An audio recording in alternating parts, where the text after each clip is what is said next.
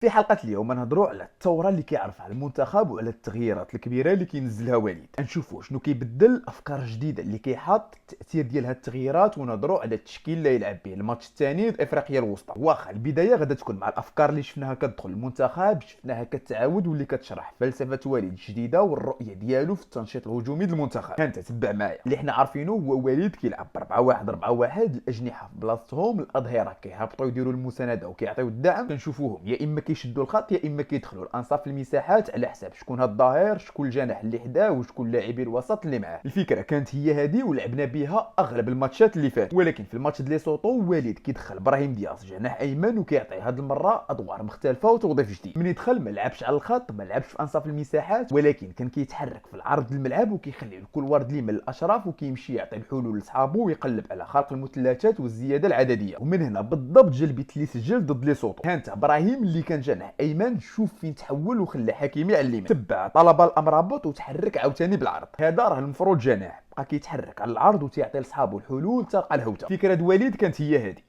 لعب بها 30 دقيقه ضد ليسوتو وكانت فعاله. ولكن الغريب هو انه في الماتش افريقيا الوسطى عاودها وعاود اعتمد عليها ماتش كامل مع بعض التغييرات الصغار. ابراهيم ما كانش، واللي كان في بلاصتو هو الرحيم. ابراهيم كان كيتحرك بالعرض واشرف كيجي في بلاصتو. الماتش افريقيا الوسطى سفيان كان كيدخل العمق واشرف كيجي في بلاصتو. ولكن الفكره هي حنا لاعبين بفوئيليه، ملي كتكون الكره عندنا كيمشي يغطي ادوار وحده اخرى، وبلاصتو كيجي اشرف اللي نقدروا نعتبروه الجناح الحقيقي للمنتخب. فكره وتوظيف خدم ضد ليسوتو، متخدم ضد افريقيا الوسطى، ونقدروا نشوفوه في الماتشات الجايين ويقدر وليد يثبتو، خاصه انه فعال كنسجلوا به وكيعطينا امتيازات كثيره. من جهه كيخلينا نستافدوا بزاف من امكانيات حكيمي الهجوميه، ومن جهه واحده اخرى كيعطينا ديك الزياده العدديه، كيخلي الخصم حاير وكيلقى صعوبه باش يدافع على اللاعبين ديالنا اللي كيلعبوا بلا مركزيه. كل مره كيلقاو لاعب في بلاصه جديده وبادوار ووظائف جديده. واخا هذه من جهه. من جهه واحده اخرى، هاد التغييرات اللي كاينه في نظام اللعب وفي التنشيط الهجومي ولينا كنشوفوا معاها تغييرات في الاختيارات البشريه وطبيعه اللاعبين اللي كيوظفوا. ملاحظ هو وليد ولا كيميل اكثر لفكره ضروري اليمني يلعب الجهه اليمين والكوشي يلعب الجهه اليسار. عاب الاهميه ديالها ولا كيقلب يخدم ببروفيلات كتحترم هذا المبدا. دابا ملي غادي يرجع شادي مزراوي ما عرفناش شنو غادي يدير، ولكن اللي مأكد واللي تلاحظ هو راه كاين فرق كبير الصراحه. لي باس نايف في الرؤيه والضريبه ديالو هو على اليسار ماشي بحال ملي كيتحط على اليمين، والاضافه اللي زادها لك حركاس في البناء والتدرج بالكره ما غاديش يعطيها لك واحد كوشي. والادوار اللي دارهم بالعمري البارح صعيب يداروا الا كان ظاهر كيلعب عرج وكيتحرك بالفوبي ديالو. وليد فهم هادشي، خدم عليه ولقى بروفيلات بان باللي قادره تاسيوري وتقضي معاه الغرض.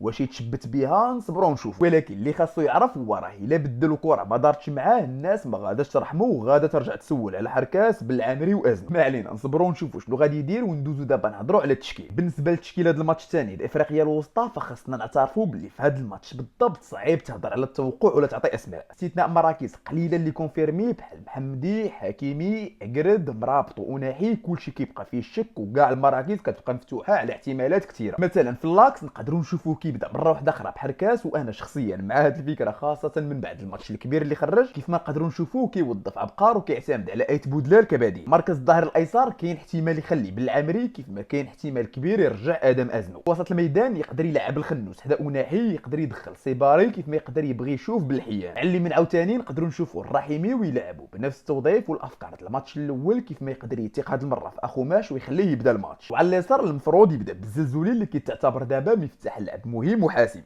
ولكن يقدر يبغي يشوف الصحراوي كيف ما يقدر يبغي يعطي فرصه لبن صغير يلعب في بلاصتو. مركز المهاجم كاين الكعبي كاين الرحيمي، ولكن شخصيا كنشوفه يبغي يبدا بنصيري. المهم التشكيل مفتوح على جميع الاحتمالات. والد هذه الفتره عنده قابليه وانفتاح باش يجرب سميات جديده، يجرب افكار تكتيكيه جديده، يعطي فرص، يقلب ويبقشش ويحاول يلقى كاع الحلول والانماط اللي يقدر يخرجها من الجروب اللي تحت يديه. وهذه بالتاكيد حاجه مزيانه صحيه ومطلوبه.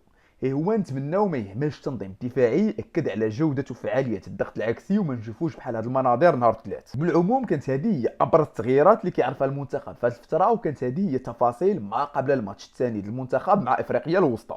خليو لنا رايكم في خانه التعليقات. حنا لنا حلقتنا سالات. الى عجبتكم ما تنساوش ديروا جيم، تشتركوا في القناه. شكرا جزيلا على المتابعه والى اللقاء.